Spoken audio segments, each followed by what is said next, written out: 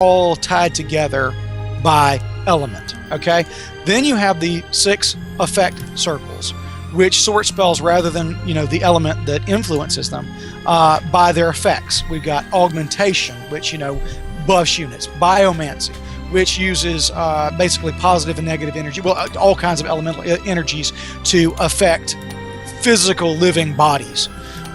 You've got destruction, where all the destruction spells are sorted. And what's really interesting about the system, and where I feel that we really have gone a good step beyond, is the fact that the circles stack. The elemental and effect circles stack. So you have tiers of spell, ranging from tier 1 all the way up to tier 9. And this is going to sound hard to follow when you're actually tinkering with it in game. It's very easy to see the results. It's very intuitive once you actually take a look at it, once you actually delve into it. But for instance, if you were to take 4 tiers in life, okay, and then 4 tiers in destruction, you would actually get the first 4 tiers of life spells. You get a selection of those. I'll go into the way your spell book is filled up later. But you'd have the first 4 tiers of life, you'd have a good selection of those. The first 4 tiers of destruction, you'd have a good selection of those. But the life destruction spells, the spells that are both life and destruction, you would have them all the way up to tier 8, because you've got 4 life, 4 destruction. 4 plus 4 is 8, which means you can get all 8 life destruction spells. Oh, very cool. Yes, and so what it allows you to do is when you start a new game and you lay out your Sorcerer Lord, you pick your spell circles, and when the game starts, it creates your potential spell list. Okay, that means that what's the spells that you can potentially research throughout the game. You get to pick a number of starting spells at the very beginning. When you get into game, you are presented with a research spell book, and you're able to research more spells as the game progresses. Your potential spell book is filled up based on how many tiers you have in each circle, from 1, which is just going to give you a sample of tier 1 spells, all the way up to you can get what is called circle mastery, which means you spend 9 points to get up to tier 9 in an individual circle, and then you take the circle mastery discipline, and you will actually end up with every one of those spells in your spell book. So if you want to start the game with every fire spell, you take 9 tiers of fire, you take fire mastery, you are going to have every fire spell in the game in your potential spell book that then you can research. By the end of game, you can have every one of them. Gotcha. So what it allows you to do is you can look at the spells you want, you can mix and match the elemental and effect circles to give yourself a really good chance of ending up with the spells that you want in your spell book to support a particular strategy. And of course, it comes at a cost. You can't just, it's not like going through a spell list and going, okay, I want that one, I want that one, I want that one. What you have to do is lay out your strategy where the odds are going to be in your favor, and you've got a good chance of getting the spells that you want. Or like I said, no, you like fire, you're playing through as a fire sorcerer, no problem. 9 tiers of fire, fire circle mastery, you got all the fire spells. Now, that's okay. What you want to do. So, and I'm trying to deal with the delay between us talking and what you're doing in the video, because it's about right in my brain. That setup's okay right there. I will say for this video, don't lean too heavily on summoning. Summoning requires 3D models that have to all be animated. So, okay, gotcha. We've only got so many summoning spells in right now that it's one of the weaker schools of magic right now. Actually, I find it incredibly useful because you get the zombies, which is a really nice, if you realize you're in too deep spell, really stellar one. And then you also get the raised militia, which is the oh shit, I'm surrounded on my town. And so it can definitely tilt the game in your favor. Now, so contrary to... I want to move on to this so we can get into the main game. Sure. Contrary to the spells, there's actually less races in this game than there were in Master of Magic. Yes. How did you decide to, pare them down? Are there any planned for the future? Talk to me about that. Okay, paring them down was a matter of pain and tears. This was one of the areas where we weren't looking at Master Magic and saying, well, they have too many races. That there's too much in there.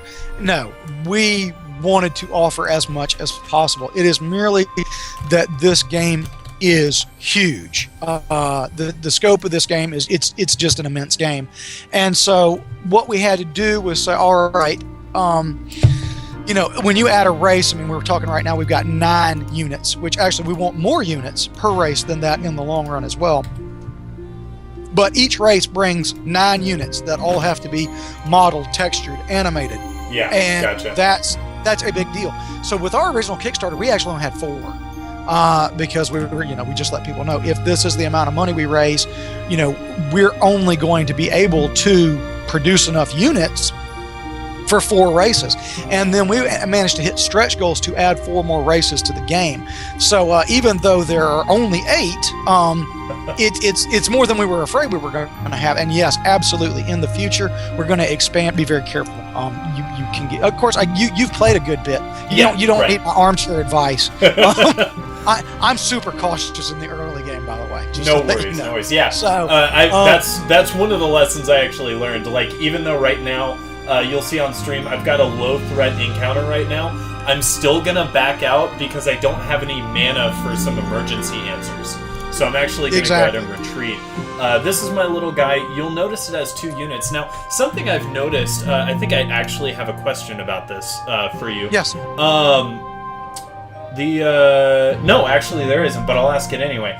A lot of games like Civilization 5 and Sid Meier's newest release, Beyond Earth, they've decided to go against their earlier decisions to stack units and to add battle that way. But you guys have gone for the war party banding for the tactical battles. Now that's a throwback to like how strategy games used to be. Why'd you decide to go for that as opposed to 1 unit to a square?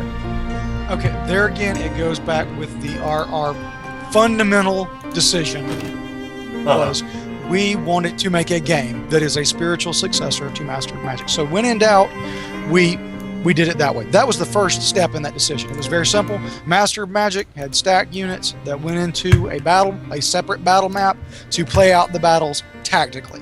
So the fact that it was in Master of Magic, that was a huge, we want to do this.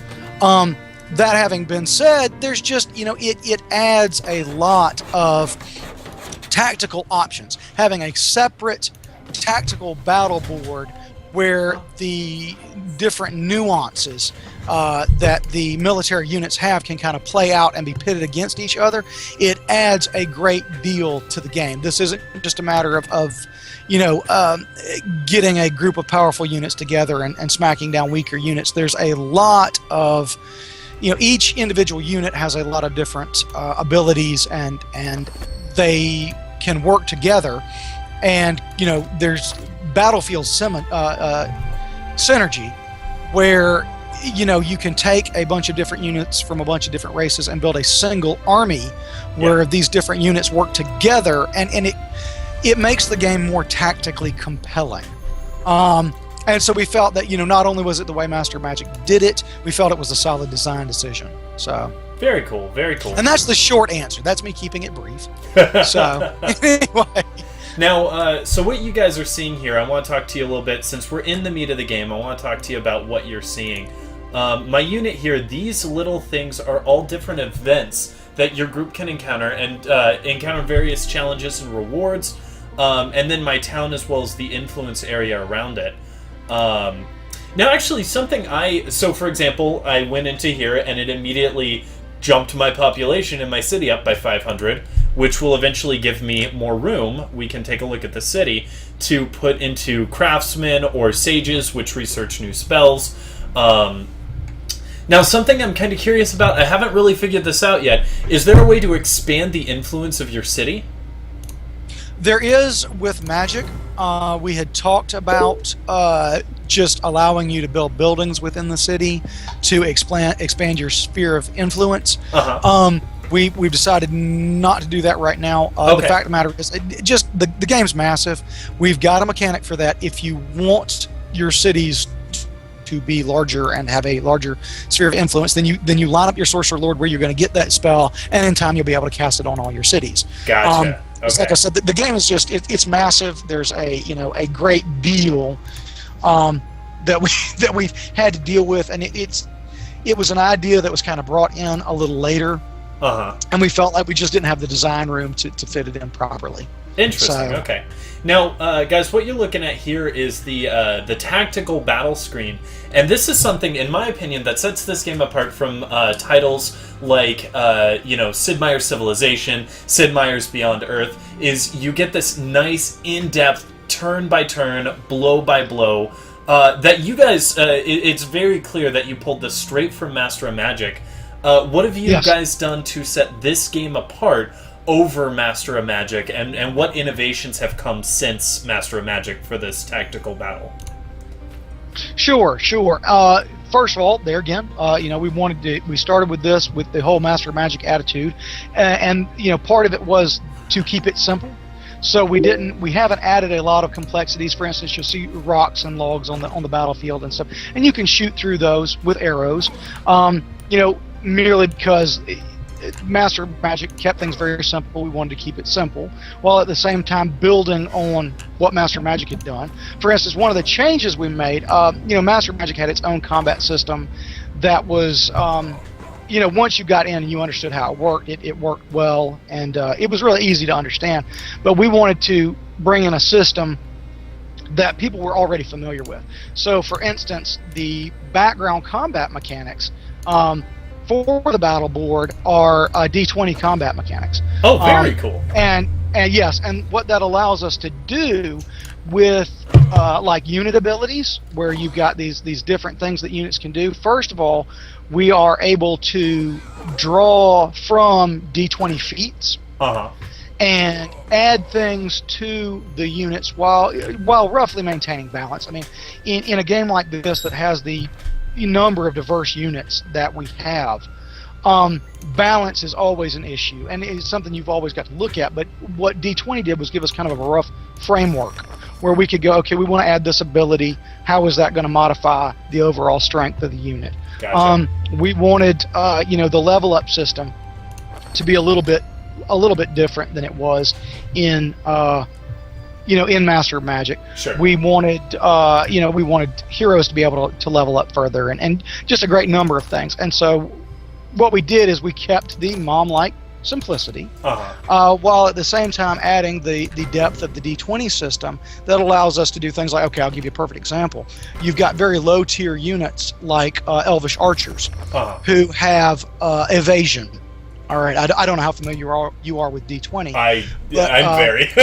Okay, well, evasion is, for those who may not be so familiar, evasion allows you to, if you're in a situation where you have to make a savings throw, if you pass, you take no damage.